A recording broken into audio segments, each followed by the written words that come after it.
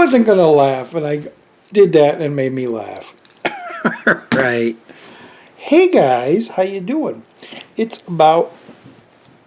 What time is it? It's 1:30 in the morning on a Wednesday night, and I just finished watching Monsters, the sequel to I'm Being Quiet, because it's 1:30 at night and I'm in an apartment, and who knows, Frankenfeet might come down and rip my head off. Anyway, I'm watching Monsters Dark Continent, which is the sequel to the highly regarded movie by Gareth Edwards called Monsters that I believe came out in 2010. A unique monster film because, well, one, it was super low budget and they didn't have enough, they didn't really show the monsters that much. A little bit at the beginning, some bits throughout, and I believe they filmed it all after Katrina hit Louisiana and the Gulf Coast, and in those areas that were run down, and it made it look like, apocalyptic, end of the world, monsters taking over. I had heard about this movie. This movie came out, oh geez, I don't know the year. Look it up on IMDb. You'll find out the year. But I heard nothing but bad things about this. And this is probably the fifth IMO that I'm doing, and I know a lot of... Oh, I'm hearing the headphones. I'm like, I thought somebody was coming behind me. No, I'm hearing the audio from the headphones. There you go. Can you hear that? Music. Anyway, what the hell? I heard nothing but horrible things about this sequel. I didn't really read into what was bad about it. I just heard it wasn't worth seeing and it wasn't as good as the first. And the first was more of a drama. It was these two characters trying, this guy trying to get this girl home and traversing the area, avoiding the monsters, and then them getting the final confrontation where you do kind of get to see the monsters. And I thought they were really kind of cool for originality. I mean, they were luminous. They looked like giant fleas with these long legs. You really didn't get a good look at them, which is a big plus with a lot of monster movies. Keep things in the dark, like the original Alien. Keep everything, where you trying to figure out in your mind how everything looks. And I really liked that movie. That was really good. But this, like I said, I heard nothing but bad things. And I'm going to do a shout out. Months ago, I think it was months ago, Stoudman had, look him up, Stoudman. I might put a link somewhere. He did a little review on this movie, and he kind of piqued my curiosity and wanted me to see it. He said it wasn't as bad as people had made it out to be. And recently I was doing the old, looking around for something to buy, and I found the sequel for like $7.99, real cheap. I figured, well, curiosity piques. I'm going to get it and watch it. And I was very pleasantly surprised. And I was going to say, this is the part, like I said, I did 5 of these already, and everybody's going to say, well, this guy, he doesn't review. He likes everything he reviews, And I do. I try to like everything. I try to see the good in everything, even though it might be bad. And I like doing that, especially with a lot of movies that everybody lambasts and hates, because there's got to be a reason it's made. And I do come across a lot of those movies that are pretty damn bad. And, of course, I'm not going to do a review on it because why waste the time? I'm going to talk about movies that maybe other people thought were bad, and they never gave it a chance because they heard bad things about it. And I'm here pretty much to try to change your mind and say, give it a chance, at least give it a view. 2014 this came out. I just saw the credit at the end of the credits. No, I was pleasantly surprised by this. It's it's not what I'm sure a lot of people were expecting. I'm sure with the sequel and the trailer, I haven't seen the trailer, but I'm sure there's a lot of action stuff and a lot of stuff with monsters, and it's a story that takes place in the monsters universe that Gareth Edwards had created.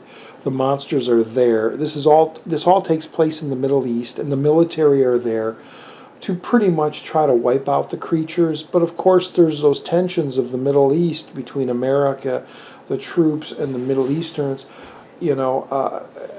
Our characters, our troop, the Tiger Sharks, I believe, get involved with the Middle Easterns, and they're just killing them, and it has nothing to do with the monsters. And the movie pretty much takes on the dramatic role of being a war film that's set in the Middle East, that have these monsters as a backdrop, but it's more of the human story. It's more of the animosity towards Americans and just trying to wipe them all out. That's a part of the movie. And we're introduced to about 7 or 8 different characters in this Tiger Shark troop. And without giving away spoilers, we're whittled down to 2 really good actors for what they do in this. I thought they were really well. And again, once you get about a half hour into the film and you realize that it's just going to be a human story of survival and a rescue mission that they are set on that goes awry, you really get into the characters' heads. And I just went online and read a couple real quick reviews on Rotten Tomatoes, and there's a lot of critics that liked it for that, and thought it was a really great humanity type of story about life and children and your family at home and dealing with obstacles.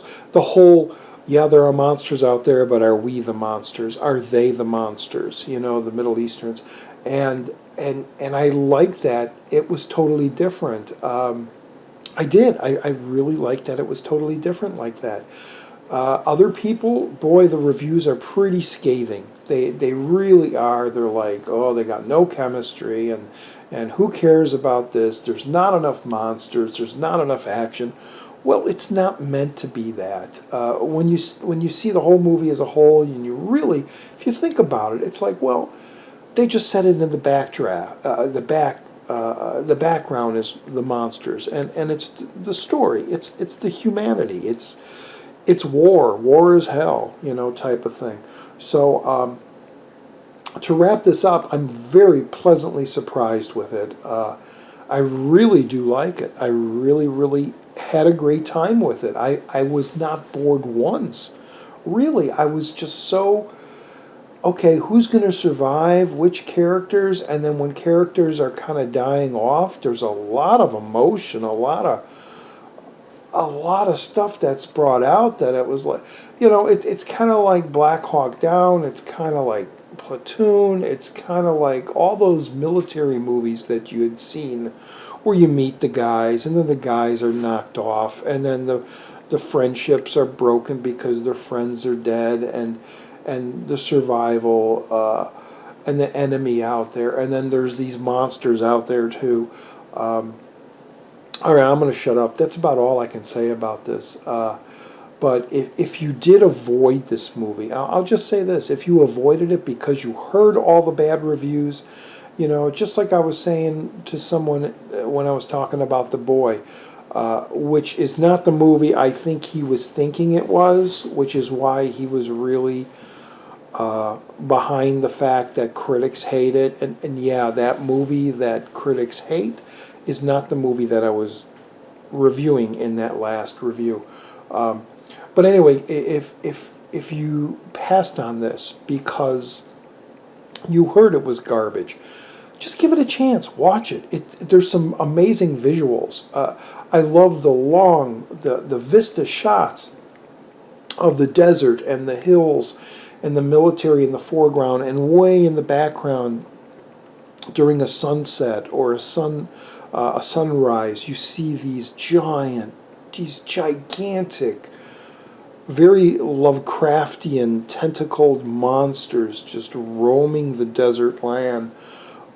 Visually, it's pretty amazing and awe-inspiring, and just I've said this probably in some past videos, but I've always been taken aback by giants, by giant monsters, by giant beings or humans.